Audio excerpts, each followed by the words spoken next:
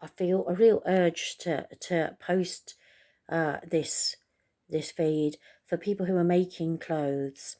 It is such an important job. We all need clothes to keep us warm or cool or comfortable, and everybody has so many different opinions on this. Um, Now, I have been privileged enough to met a lot of people who have made clothes and have taken it very, very seriously. And I know how much thought and heart goes into the creative process. And I know how damning it can be when people are overly and inappropriately critical about what they do, uh, in the same way about what people choose to wear.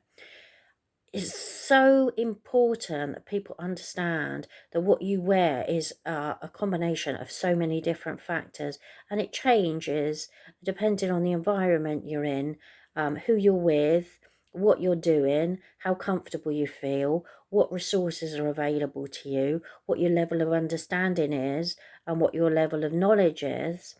And you can be introduced to things in a constructive and helpful way, or in a damning way, which can get you ending up spending a whole lot of money on something that you really just don't want and will never use, and might have even bad memory associations for you, and you might get rid of.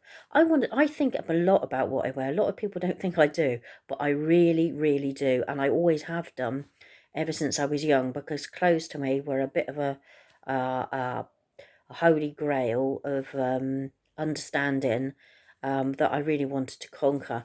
Like at the moment, what I'm wearing, I am wearing a t-shirt, a sort of Airtex type t-shirt made out of a baby blanket given to me by a small child. It's incredibly comfortable, especially in my years where, we do feel the warmth, with advancing years. It's fantastically comfortable and I love it. Cost me nothing. I'm wearing cargo shorts with lots of pockets. These have actually saved my life, and now I'm in a position where I've got an elderly relative who sometimes needs looking after, and I have to go out of the house. And I have had experience of going out of the house and locking myself out of my house because I've had nowhere to put my keys. These have loads of pockets. I can put my keys, I can put my phone, I can put any bits of paper that I need to write on, pencil, everything's carried with me. It's really, really useful. I have also installed a key safe to stop that happening again. Uh, and it found them also very useful for doing little jobs where you can put drill bits, screws, things like that. You've got somewhere to put those things and they're on your person, not just roaming around the floor. Um, shoes. These shoes were made to me according to a design that I had an influence in, and the design was to be hard wearing and long lasting. Now I've had these shoes for a lot of years. They were marketed, I think, by Millets, but I met the designers and they're very important to me. I think a lot about where you're sourcing your materials. I also think about the production process, and I think about the finished look and purpose. I know a lot of designers do. And this is why charity shops are a brilliant place for you to discover your style, because there's so many different styles there. If you're getting overwhelmed by fashion choices, it's a safe environment to experiment with all different types of fabrics and clothes, and you learn a lot by working in a charity shop. I really think anyone who's designing or thinking about their clothes really should do that, and it benefits charitable causes as well. I mean, what's to lose? It's a win-win situation. You do find people are a bit sniffy about it. The clothes are secondhand. Sometimes you actually have to wash them. But I don't know about you, but I do wash my clothes regularly, and that's not a problem for me. I'm also really into the causes that they support. Overseas development, development at home, church organisations, charities. Yeah, it definitely feeds my soul. Um, some of the big fashion labels, I find, I love their work and they are astonishing for the right people. but sometimes the marketing is so aggressive, people buy them at quite great expense to introduce them to a world where they're not really very welcome for themselves.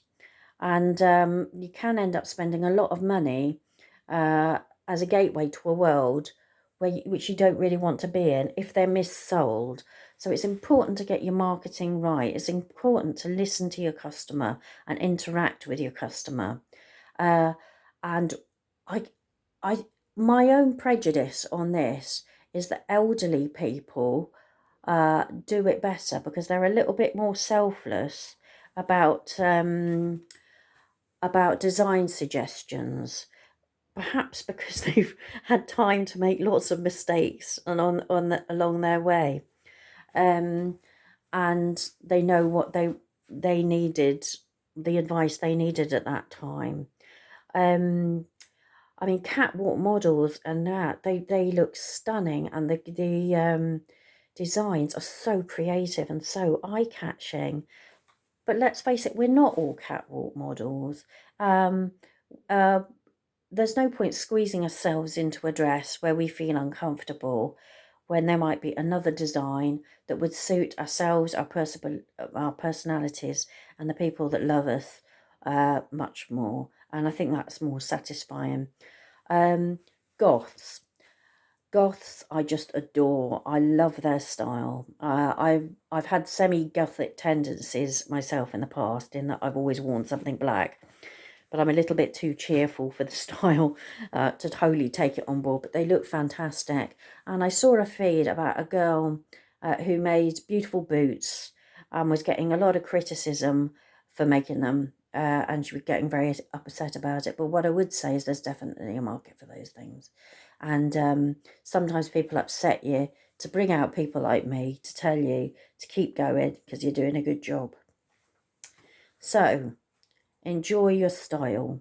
Find your style and enjoy it. Don't be afraid to modify it. It'll modify depending on who you meet, what your situation is, what you're doing, and so it should.